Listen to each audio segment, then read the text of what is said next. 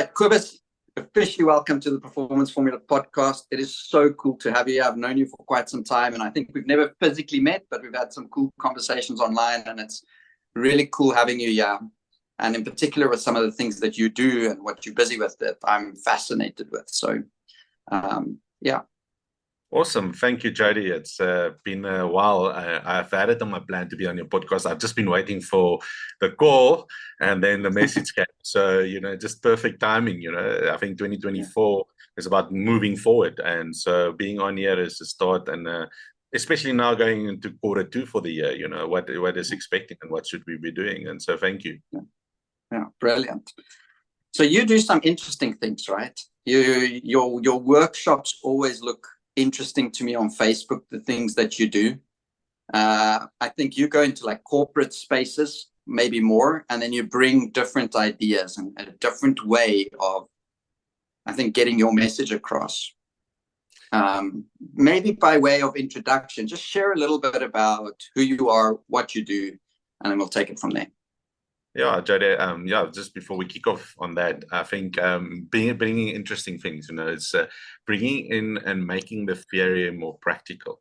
My life is all about that journey of, making the impossible possible and impacting the mind. Show people what is the power of the mind. I think we underestimate what we can achieve with the right mindset and the right focus. Now, part of my journey is I was born as a hemophiliac. Now, do you know what a hemophiliac is, Jody? I think I do. It's when you get a cut, you bleed a lot. Well, that's the easiest way to explain it. But we bleed very easily and our blood doesn't clot. So we don't produce a clotting factor. And I call it factor 8, some factor 9, etc. So because of all of the bleedings over the years, it has impacted my joints. So I don't have normal joints like most people out there. My elbows can't go straight. I can't bend my elbows. So I need to get both my elbows replaced. I need to get both my ankles replaced as well. And this impact that it had on me is when about a few years ago, I ended up being in a wheelchair. I couldn't walk. The medicine didn't work. My joints are so damaged that, to give you an example, some of my cousins are already in wheelchairs and they can't walk. So I ended up, and that was my destiny. And luckily, a few years before that, my journey started on life coaching, NLP, the programming of the mind power, and then doing experiential experiences like walking on fire, for example. Jody, do you believe fire burns? I believe there's parts of fire that burn, if I can say it like that. There's parts that don't really burn. Yeah, so that's a good answer, by the way. But most people out there would say fire burns. And it burns because of past experiences that we've had with fire. It's like in life, we have experiences that impacts our thought process and how we see the world. Or the what-if scenario, with the resources we have and how we see the world is the what if I'm not good enough? What if I will burn? What if I will get hurt? So it's those two scenarios that play an impact. And so that's some of the lessons that I learned. And then if you are present and you follow the right process, you can walk on 500 to 600 degrees Celsius of fire. Now, I've done this about 2,000 times. I've helped more than 13,000 people to walk on fire without anyone getting burned.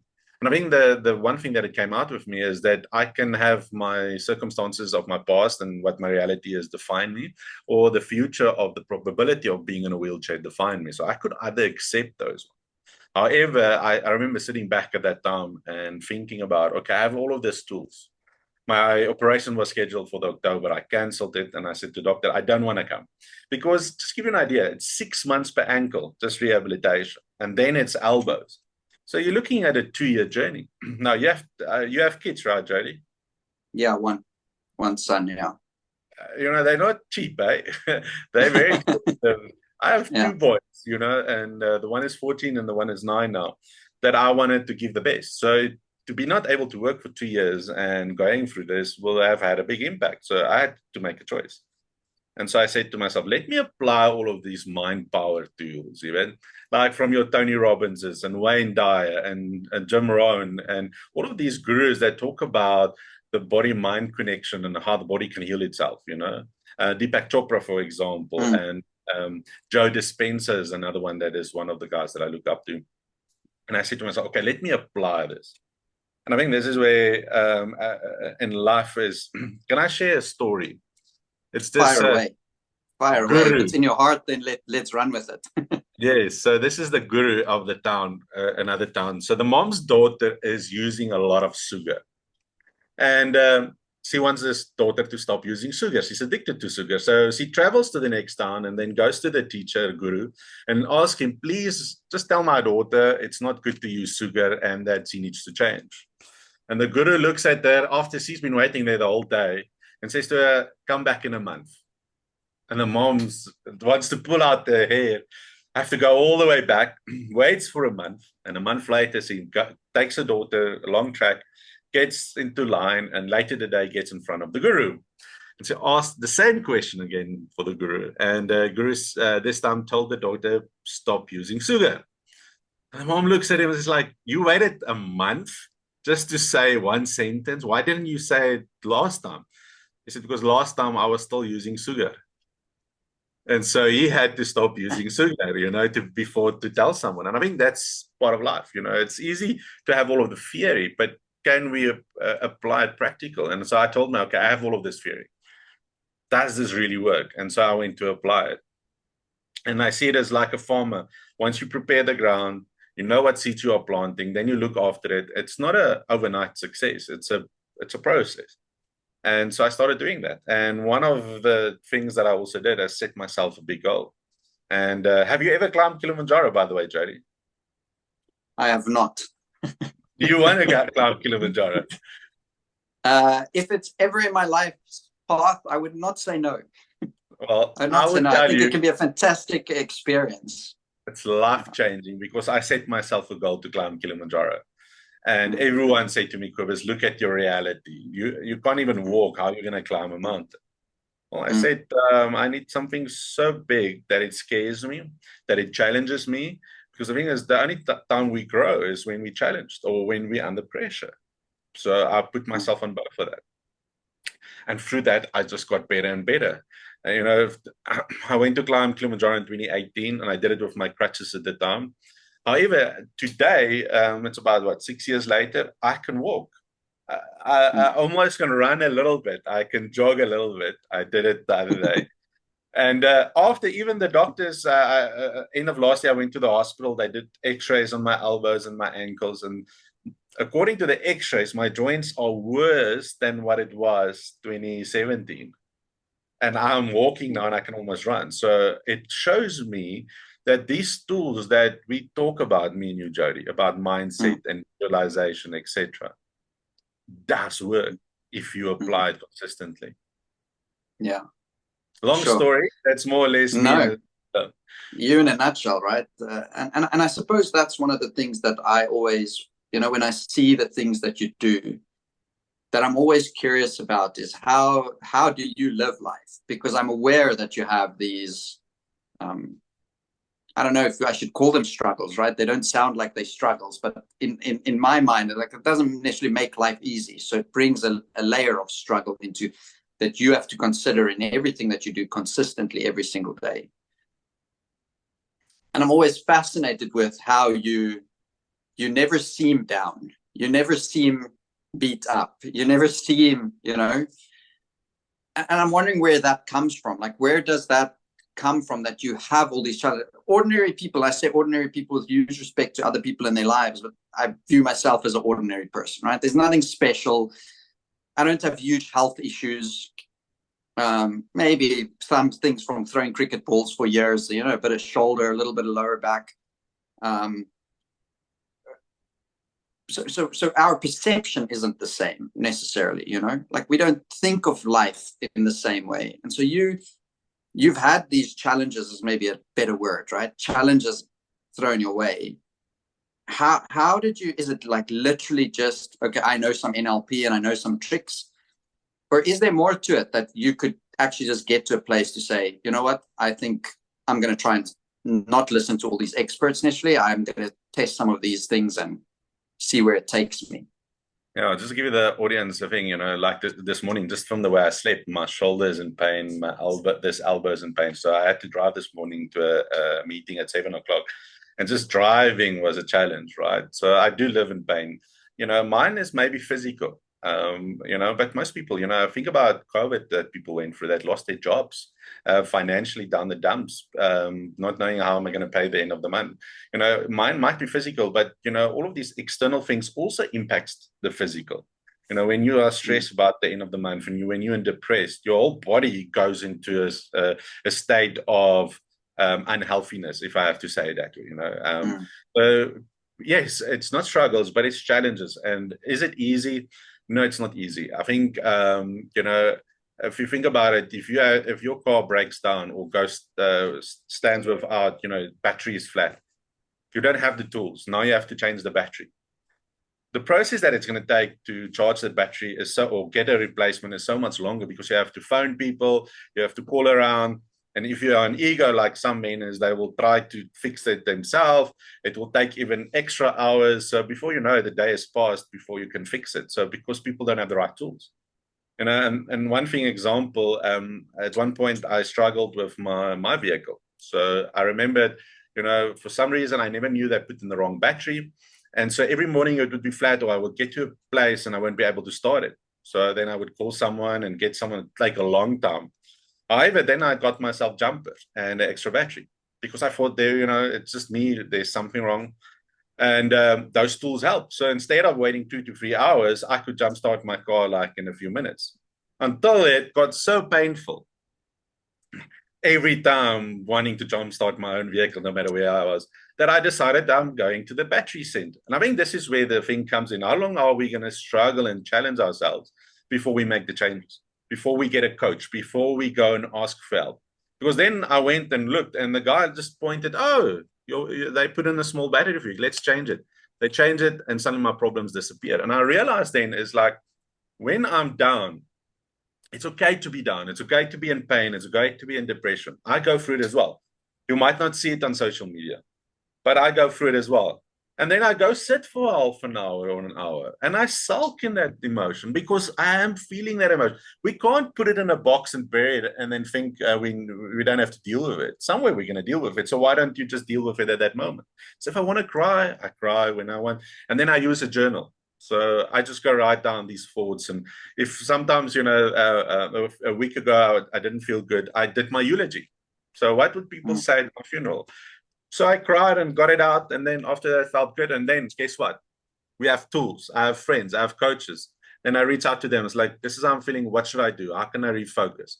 And then they take out the rod and they give me a few shots and say, okay, get up, refocus, recharge, reset. And then when I press that reset button, then my whole focus is again on what I need to be focusing on. So it is tools. And I think people don't realize is that if you don't have the tools, learn the tools. That's why self-development is so important. You've been in self-development a long time. I listen to a lot of podcasts. I register with Audible. I get my 2 books a month. I listen to my audiobooks and I invest into myself, and then find someone to phone, a friend, a mentor, a coach, that you can pick up the phone and say, look, I'm having I don't know, can I say shit? Yeah, fire away. Shit day, man. It's like, and then they will just, and I think it was Simon Sinek that did a video the other day that I've shared, is that sometimes you just need 8 minutes. So Jody, do you have 8 minutes for me? And then sometimes you don't need the response. You just need someone 8 minutes just to listen to you. I sometimes say to some of my clients, the key word is when they phone me is they say vomit. Then I just stay quiet because they just want to vomit the negative stuff out. And then after that, I'd like, okay, you feeling good? Yes. Okay, what am I going to do now? And great. Okay, awesome. Have a nice day. And sometimes we just need that. Yeah. Yeah. Sure. You take my head in so many circles there, to be perfectly honest, because I realize for myself how important this stuff is, how important it actually is that somebody like you is going through hardships, and you're not necessarily talking in a way that somebody like me, who maybe doesn't have the same level of those challenges, but I do have my own. I have my own challenges every day. I have my own pains. For me, it's growing my business. It's worrying about my son, worrying about my son at times, and my wife at times, and our health. It might just be something like that. things that we value as important. And it might not be so much physical, but there's an emotional / mental challenge that I think we go through. If you take something like firewalking, right, and I get the idea of making the impossible possible, right, because we have these preconceived ideas about what maybe something like fire is and means, and you look at that, even to me, to a certain extent, I look at some of those videos and I go like, yo, I don't know, I don't know. I get it in my head, I get it, it makes sense, but I don't know. But then I've been in those places in my life before where I think, nah, I wouldn't be able to do that. And then I go and I do it and I get through it. And so I think, like you said, we limit ourselves quite a lot. But one of the things you mentioned is that there's a process to it. And I'm assuming that's similar to you with the things that you've gone through, that there's a process to that. And what would a process like that look like? You know, what would be the steps, if there are steps, or what would be the cycle if it's a cycle, or what would be like, what could be things that is in a process that people could be doing, whether it's a firewalking or just everyday type of stuff, you know? Yeah. So firewalking and anything, you know, I've got my clients to go bungee jump, go jump out of airplanes, pick up. It's challenging ourselves and then anchoring that to a decision that we have to make. However, there is a process that we have to follow. And I think that's the secret is everything comes down to the habits that we have, to the processes that we do. You know, I do not only firewalking, it's walking on broken glass. It's, you know, I've had people walking on their hands on the fire. It's doing all of these impossible things to show you that the impossible is possible, you know, to show you that that doubt, that little voice in your head that doesn't believe in you is the one that you have to silence. But everything starts with, so my whole philosophy is based on the formula to success. You know, it's connected to a quote by Gandhi. Now, we want to change our destiny. We want to get a different result. You know, we want our goals to achieve our dreams. But it all starts with, if we go back to the formula, it starts with beliefs. What is your beliefs? What is your beliefs about life? What is your beliefs about money? About what is your belief system? And that gets impacted by your thought process. You know, there's you know, a man just has to think about, you know, as you think you are, you know, just think about it and as if it's already happened.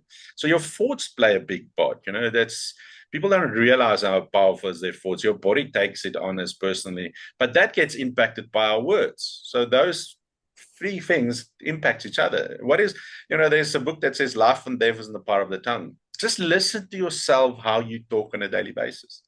You know, what do you speak about who do you speak? You know, just think about it. If you go around a barbecue, a braai, and people start talking, and the first thing they start talking is about, have you seen the petrol prices? Have you seen the load shedding? Have you seen the government? And then, how are you feeling about the elections coming up? Are you also worried and stressed? You know, the moment we use those words, we actually generate those emotions. And emotions is energy. That's what emotions is. And it can affect our energies, positive or bad. Then, the moment we start speaking it, our actions follow. Now, if you constantly are an optimist and you're positive and then what's your actions going to be like? It's going to totally be different compared to when you're in a stressed environment. For an example, if you're positive and excited and business is coming on, are you open to taking more risk, yes or no? Yeah, 100%. Because you're looking for the next thing, the next opportunity, the next step. Yeah. If you are stressed and worried about the economy, worried about all of the muggings around, are you willing to take more risk, yes or no? Most probably not. No, if you know at night the police are stopping people just from the road, like around from us, suddenly people say we don't go out at night anymore because we cannot take risks because there's fear out there. So the moment that actions comes, if we keep that actions for a while, habit is formed. A habit later on, I'm used to it at 7 o'clock, I'm at home. That habit's every day. So it replaces other habits. And then the next system that gets impacted is our value system. We attract people with similar values, similar clients, everyone that has similar values. If we are living our values. If we are not living our values, we get tested by people with different values. Because if you're not strong enough when what you believe in and what your value system is, you can fall for anything. And then before we know it, we've impacted our destiny. So we can also work it backwards. If this is the destiny I want, What is the value system that I need to have that destiny? What is the habits and actions needed to create that destiny? What is my thought process and words need to be like that? And if I just do all of that, my belief system will automatically also change it. Mm-hmm. Now, the world still happens around us. You still open the newspaper and see negative stuff. So that's going to impact you, right? So the world is going to still, but the thing is, I like the story about the Chinese bamboo. You plant the seed. So now you look at it, you put water on it, believe the whole world says there's a Chinese bamboo, and then after a year, it still doesn't grow. And then people say you're wasting your time, right? Because you're not seeing any growth. There's nothing. It's just bare ground. How many people do give up after that? And say, Cobus, what you are talking about is BS, your belief systems, not the other BS. It's nothing is happening. You're wasting your time. And then you go for another year, and still there's no growth. Most people give up and say, this is airy-fairy stuff. However, if you do it consistently enough and dependent on what you do and the development, Chinese bamboo takes 5 years before it shots out. And then when you come out, it's almost over 60 meters, and it's strong. They use it in constructions in China. So what was the only thing that it did? It grew new roots. By doing this on a consistent basis, we actually reprogramming our subconscious. And that's what it's about. Now, there is tools that you can use in it. And I tell people, don't now, if it's like people going on a diet, or stop smoking, they go cold turkey like this. You are putting a shock on your system. So it's like suddenly you go and you gym, you journal, you take all of health supplements, you're overwhelming yourself. You haven't even formed the habits yet. And then after a week, you see people that don't even come to the gym anymore. And then you see them still eating wrong, and they fall back to their old habits. So what I say, the process is start with one habit. Create one habit. So is it meditation? Is it going to the gym, getting your body to move? Because you can change your physiology, changes your emotions. Journaling is one big part. So and journaling is two ways. You can, for those people who like writing, is writing, or if you're not a writer, speak it, do a recording. Speak. It's a voice diary, right? And then you vomit all of your negative stuff so that you can get it out of your system. And then secondly, you do your what you're grateful for, your gratitude list. And then you just remind yourself of what is your vision and goals for yourself. And you do that, you do it for 3 months, then you have a habit. Then secondly, you look, what is the next habit that I want to create? And then you take one habit at a time, and before you know it, it changes. Now, my question to you, Jody, is most of the people your clients and your friends, etc., of their 24 hours, how many of them invest at least, if we work on a 10%, if we take the Bible principles of tithing as 10%, how many of them do you think, so 10% of 24 hours is 2 hours and 40 minutes, invest in themselves alone? I would say I can't think that it's a very high number. My head straight away wants to go to 0, but then I'm almost like, I don't know. I can't speak for them, right? I can't speak for them, but but I don't think I invest every single day 2 hours and 40 minutes into my own growth. I wouldn't say that I do that much necessarily. It's definitely food for thought, right? It's definitely food for thought. Yeah. The thing is, aren't you important to yourself? Don't you have a big vision and dream that you want to achieve? Yeah. Well, our cup needs to be full first. We need to invest in ourselves.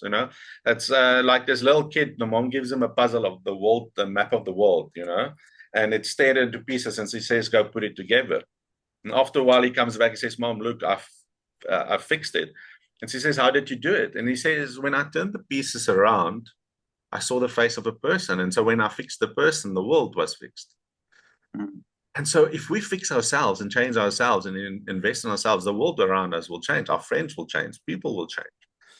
And it comes down to, think about it. 2 hours and 40 is not long. It's maybe an hour to the gym and back, right? An hour of journaling and meditation, or maybe half an hour. The other time is listening to an audiobook or reading a book or doing an online course. If you can get to that point, and you're not going to get to that in the beginning, You're probably going to start with half an hour and then stretch it to an hour when you start gymming, and then hour and a half. Your life will change and the world around you will change the moment you start doing that.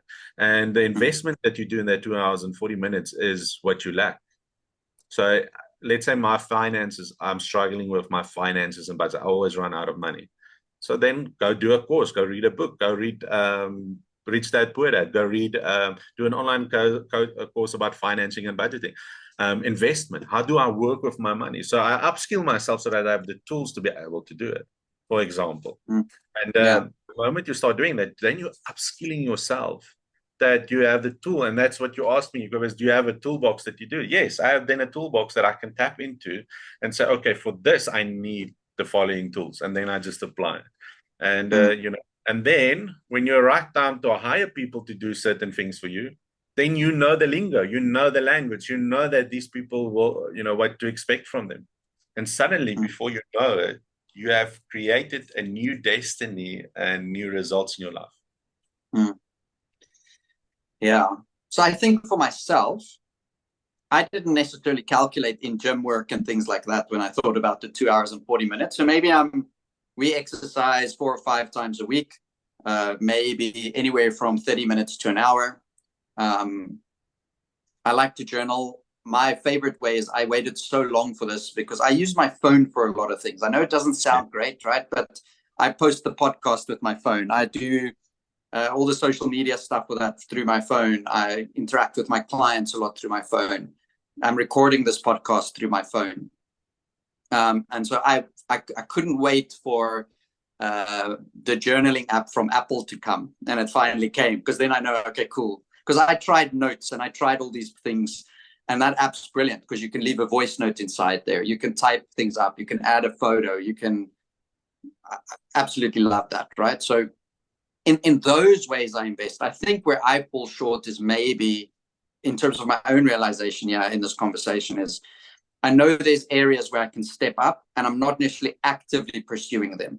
Like you give the example about finance. It's not really finance for me at this point in time, but I would certainly think something like understanding how to grow my business. There's an area, right? Because my business has got a couple of different facets and maybe I'm not as skilled yet.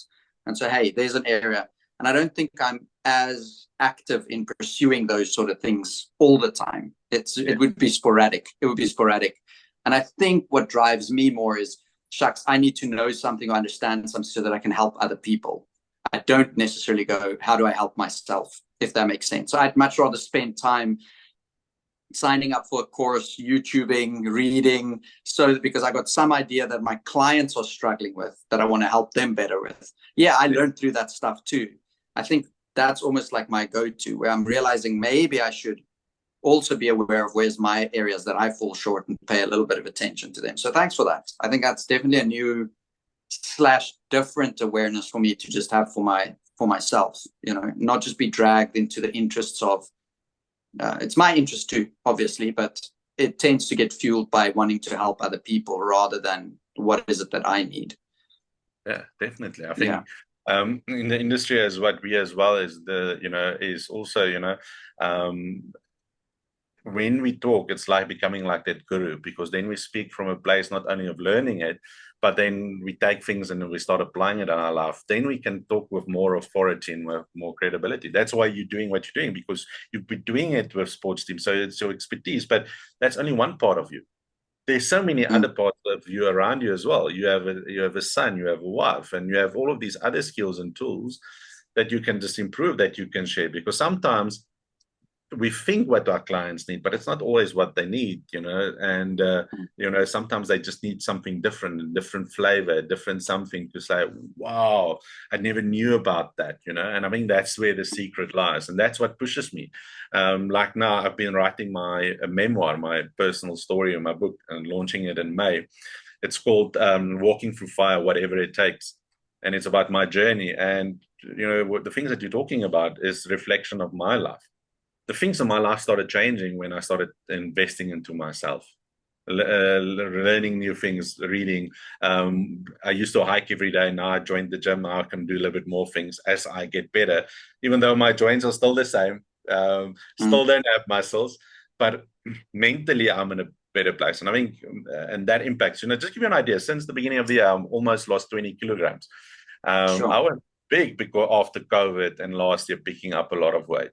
And then I realized that's the reason I also changed my brand from Superman to Viking, because, I couldn't fit into my Superman suit anymore. Okay, I was wondering about that. And decided, no, I need a little bit more older look. And so, yeah, I think it's that constant growth. And yet, coming back to it, comes down to that formula from Gandhi's quote.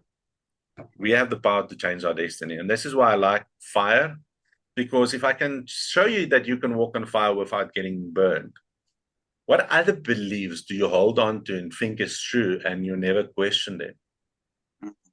We have to question the beliefs that we have about the business, about the economy.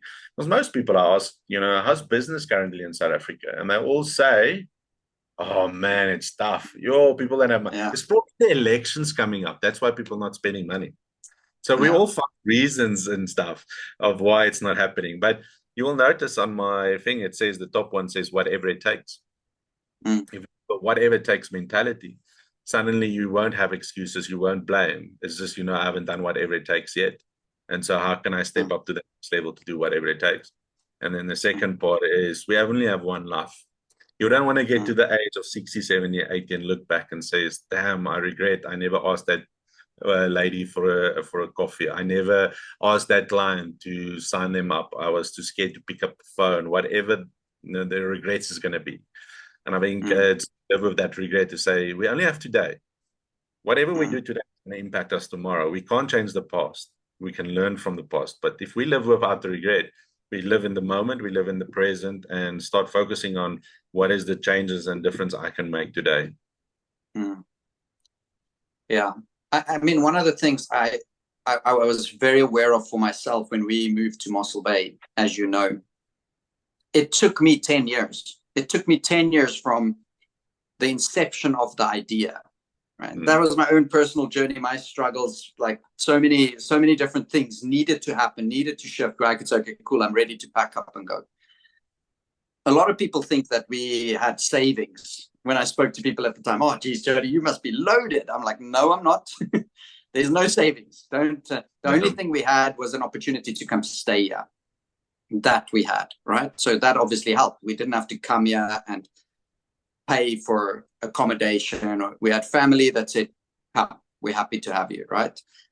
And I suppose that is a big step. That's something that made a big difference. But what always fascinates me is how many people tell me they wish that they could do the same. Whenever I tell them, we just went, we packed up and we went. I went from having a sort of fairly well-off income to nothing, and we just did it. My wife fortunately was on board. My son at the time was young enough that there wasn't initially too much stuff to worry there. He was homeschooled already, so we had that bit of freedom. He wasn't like in a school with a lot of friends, and we had to sort of manage the emotions on that side, or feel like we couldn't do things or make decisions because it might harm him in some way. So, but a lot of those choices gave us the freedom, I think, to just go, because we could have had him in a school a couple of years before. We didn't. We made the tough choice for him to not be there. But that choice was also good for him. But it always fascinates me with how many people say, oh, geez, Jody, that's such a beautiful part of the country. I wish I could just do that. And my head just goes, well, why don't you just do it? Like, it is possible. And so there's a part of me that always thinks, and I think I've sort of spoken about this in other podcasts too, but it's this idea that, and I sort of see the marriage between what you sort of offer in this conversation, this idea of working on yourself. And I always say, I have to come to the realization that I will be okay. I know it's simple language, right? But it's something I feel inside, like I will be okay. My identity, who I am, how I perceive myself and my life will be okay. Because you do something like this and you go, but what is my friends going to think? It's those what if questions. Like, well, what if it doesn't work out? Well, how would you know unless you just pack up and go? You'll never know. I suppose it's the same. How would I know if I'm going to get to the top of the mountain? I would never know unless I start climbing the mountain. You said one thing that came out of it. You've been looking for that opportunity for 10 years, and then the opportunity, most people wish for it and dream for it. They never plant the seeds that I want to move down to Mossel Bay, for example. They never plant it. They don't talk about it to their friends. And they're like, hey, not I dream to go to Mossel Bay. I'm planning to go to Mossel Bay, you know. Before you know, the opportunity is going to come up. But when the opportunity comes, and I mean, this is where the challenge lies for most people, and it's not only my perception and the way I see it, is that they then live in fear, and you just brought it in, fear and ego. Fear and ego of what are people going to think about me? Just, do I really want to take a salary cut? I'm so comfortable in my comfort zone of what I have. Then you realize that opportunity and goal is not important for you because you don't really know what you can get from it, and the fear of moving. So you have all of these excuses and things why it can't be happening and why it's not destined for you. But the opportunity is open. There's many times that the opportunity opened, but you never took it, or not you. People never took the opportunities because they're not willing to do some sacrifices, because you had to make a lot of sacrifices. Still doing. And still doing. But you did it because you know and believe in yourself and say, if I can do this, guess what it's going to do to you? It's going to put you underneath a little bit of pressure to perform, right? So it's important for you to perform. So for me, I think is people need to realize that opportunities is going to come. Is it just a dream, or is it a goal that you want to achieve? Sure. I think in the back of my mind, I keep thinking about athletes, right? I keep thinking about everything you say and how applicable it actually is to in the world of sport, where I tend to play a little bit more. You know, that idea of your beliefs, your thoughts, your words leads to your emotions, your actions, your habits, your values, your destiny. I wrote them all down. Nice. And I know how many athletes simply spend time on their skill. Yes. Go down to the nets, go kick that rugby ball, go kick that football, thinking and believing that that's going to be good enough. And then one day they don't get to where they want to be. But one of the things that you've sort of expressed here is that when we do that work, when we start looking at these things and how they are and how I speak, you know, how am I feeling emotionally? When we start doing that, you said the world around us changes. And I'm wondering how many athletes, because a lot of them also just have dreams. Oh, I want to play at that high level one day. I want to actually become a professional in this, earn a living, earn an income. And you see so many just focus on one part of it. They don't necessarily go and say, well, okay, hang on. That's not just a dream. That's actually a goal. And if I want to achieve the goal, this is a new distinction for me too that I'm making. If I want to achieve the goal, then it means some stuff.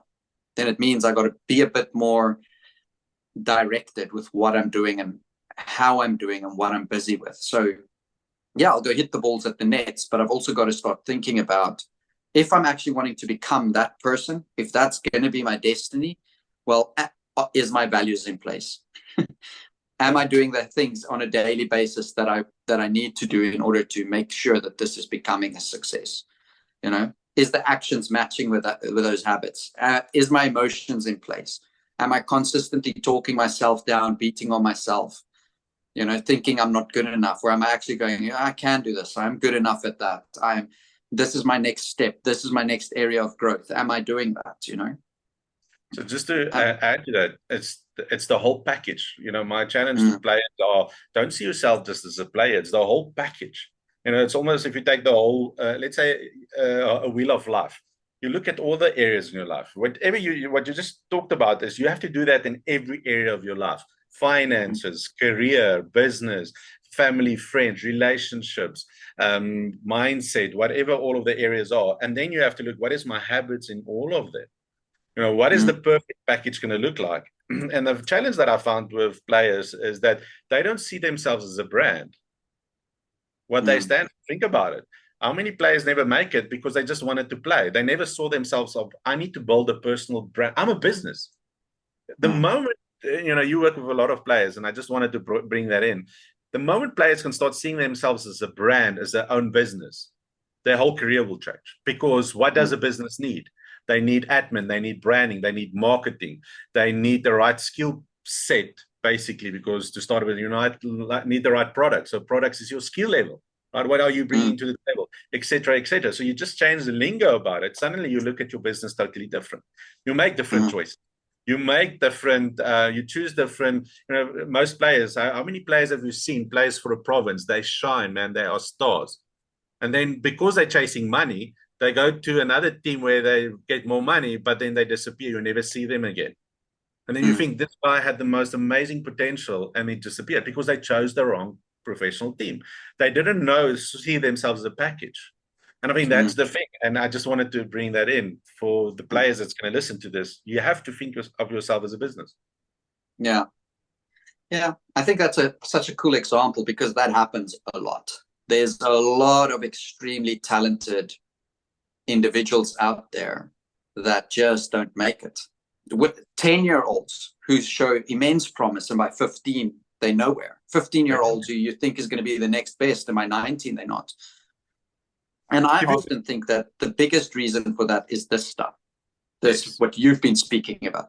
That's the biggest reason. Because if you're aware of this, you're basically going and saying there's an inner world. I like to refer to it in this way. There's an inner world and there's an outer world. Yes. And so I'm wanting these things in the outer world. And so a lot of them pursue that, the money, the fame, the stardom. But I'm not cultivating or planting the seeds in the inner world that can sustain the outer world. So my inner world crumbles under pressure, or my inner world, okay, now I've got the money, I've got all of that, so now there's no more drive. So I don't work, I don't focus, I don't have the intent, I don't have the purpose, I lose that. And that's all inner world stuff. I lose that because this outer world need has been met. How many times have you seen a cricket player, the moment he gets 50 or 100, he gets out after that? Yeah. Because that is internal goal. And then when they get, I'm here, I've arrived. I've arrived, yeah. And then before their next ball, they're out. So you see it in sport. It's not just money. But I want to quickly jump in. I worked with a guy about 2 years ago, 25, Muslim, just finished studying. He wants to be a pro footballer, right? What's the chances and what do you think most people told him?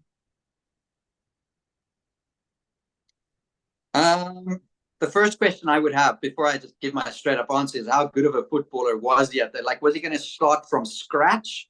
Like, never played the game? Or was he like sort of proficient?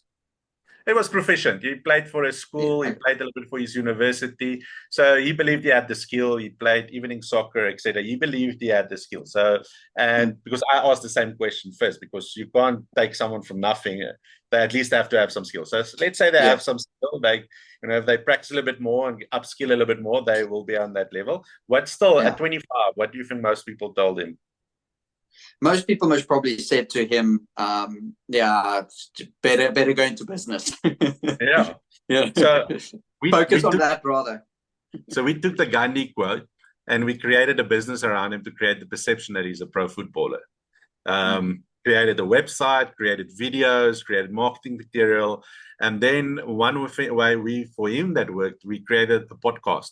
So he started reaching out. That's the days when Clubhouse was still a big thing. So you would connect with local soccer stars, agents, international. And so like, I would like to interview you for my podcast. What most of them said yes, like I said yes to you.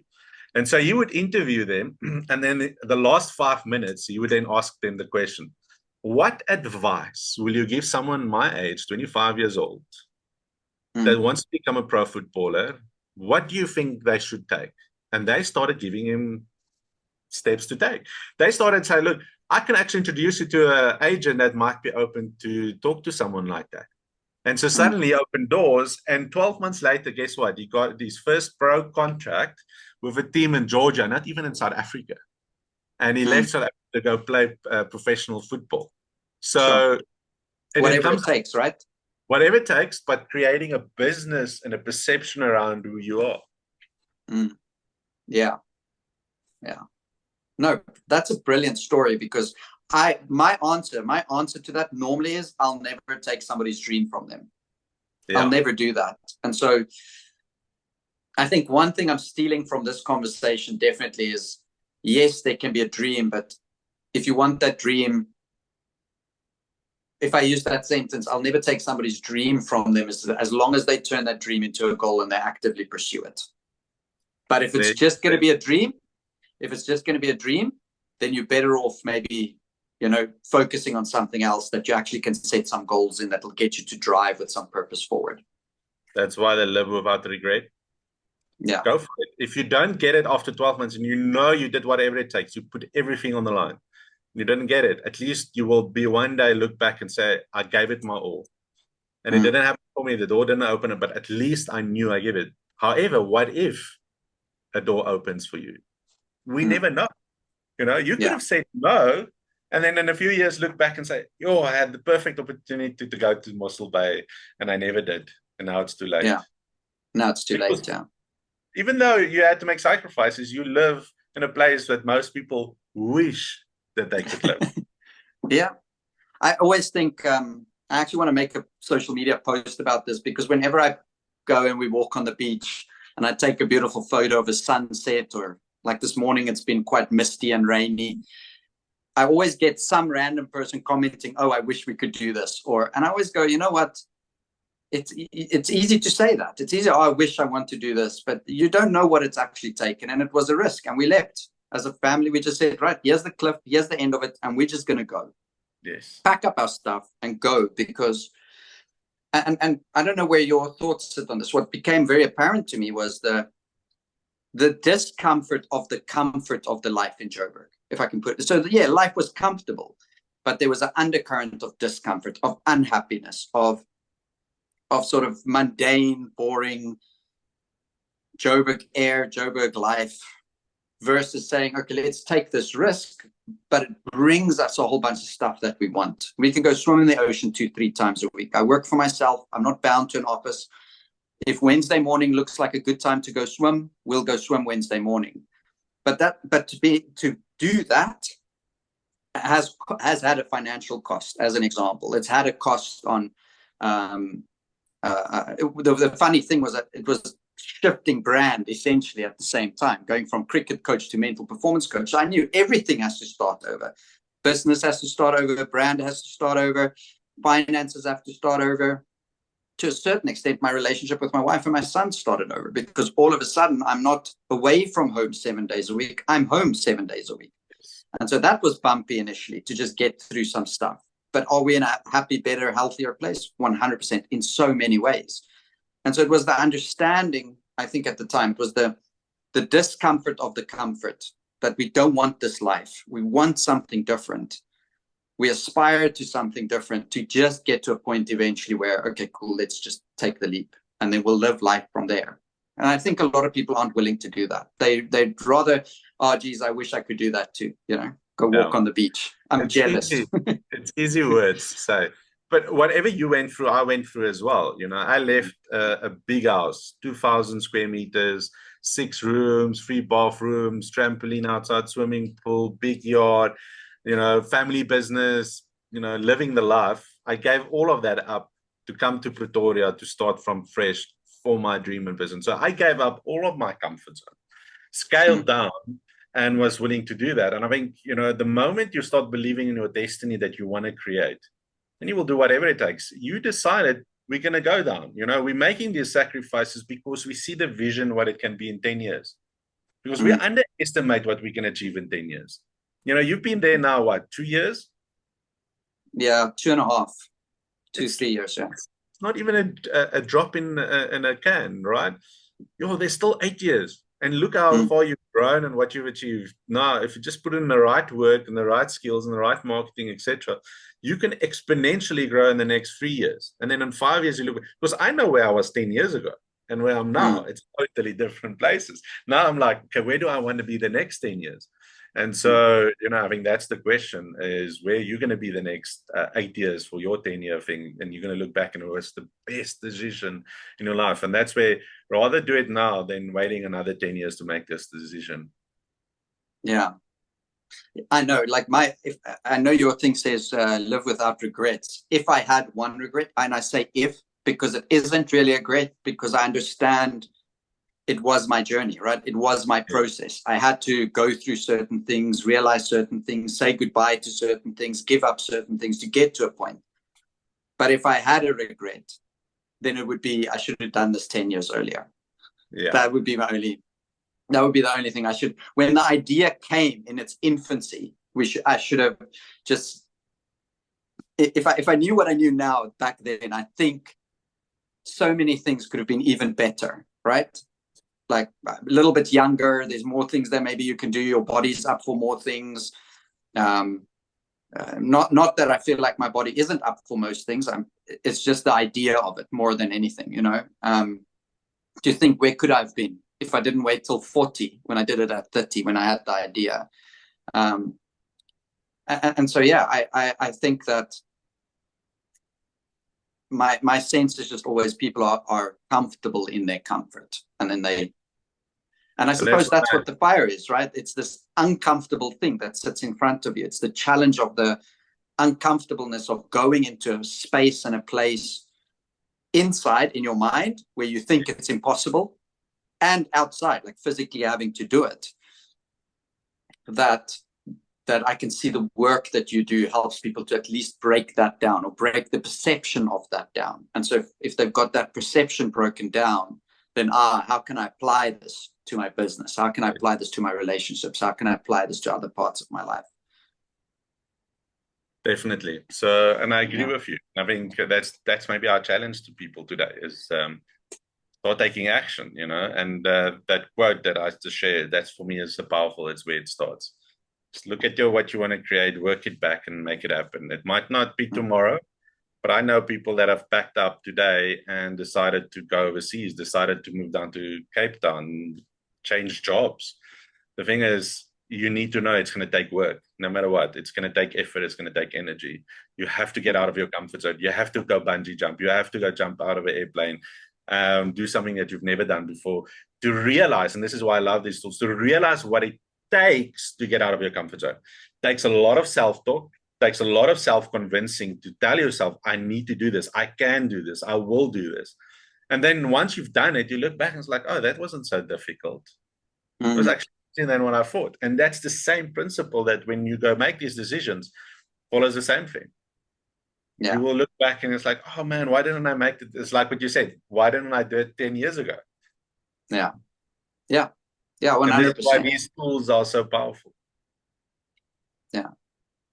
Cobus, this has been fun. I've thoroughly enjoyed this conversation. Thank you for sharing some of your thoughts and insights, you know, around the work that you do. And I like the simplicity of beliefs, thoughts, words, emotions, actions, habits, values, destiny. Yeah. It might seem like a lot, but I feel like that is such a thorough way to investigate where you're at, what are you busy with, and where you're going. Start with the end in mind. So what is that destiny that I want, and how do I work that backwards then from there? Yes. And my sense is that if people do choose to do an exercise like that on their life, they might discover a lot of uncomfortable things about what they think about themselves and how they believe about life and how things are. And I would just encourage them to do that. You know? The moment you know the end in mind. So my good friend, and I worked with him, is Dion Davids. He's the assistant coach to the Springboks. When we talked during COVID, he had nothing going for him. And he said his one goal is to work with the Springboks. And so we set it out. I think it was 6 or 7 months later, guess what? He was called up to be the assistant Springbok coach. Now he has a World Cup medal. But you had to start with the end in mind. What is it I want? Because he was out of a coaching job at that moment. And so there's just the moment you know it and you take action, man, it's like the whole universe conspires for you to make it happen. Yeah, sure. Brilliant. If people are interested in reaching out to you, what would be the best ways for them to get in touch with you? I think on all social media, it's Cobus the Viking. You'll find me on Facebook, Instagram, TikTok, LinkedIn, all of the social media, or just cobusvisser.com. That's the website that people can go and look at. And be on the lookout for my book launch in May. If you want to pre-order before that, they're welcome to reach out. But yeah, 19th of May is my book launch. I'm looking forward to, at last, have my book. It's sort of been out 4 years ago. You know, that's my regret. I took too long to do that. And I realized I need to take action. So I've made it happen. And so I'm looking forward to that. And yeah, thank you for you, Jody. Thank you for reaching out and giving me the opportunity to share a little bit. I love your platform and I love what you've been doing. And so keep doing it. Like Gary Vaynerchuk or Gary V says, you know, you just have to keep going. And before you know it, you're going to look back and say, wow, you know, look at the results I've been getting. It's going to take 1 or 2 things that's going to just excel it to the next level. So keep doing it, keep the consistency, and remember, people are seeing what you are doing. So keep doing it. Awesome. Thank you very much. Yeah, I'm close to 100 guests. I would have never thought, but yeah, I'm close to 100. Having had 100 different interviews, it feels crazy to think about it. Yeah. So who's the next guys that you're going to target? So you need to make a target list. You know, I have a target list. Having Rassi Erasmus on, you know. Sure. That would be very nice. In the cricket arena, have you ever interviewed Jacques Fall, the president of the Titans? I have not. But I can reach out to him fairly easily. I do have connections there. Yeah, so use your connections, man. Now it's time to bring them in. Yeah, brilliant. Cobus, thank you very much. I really, really appreciate you and having spent a bit of time with me. Pleasure. Thank you for you as well, Jody.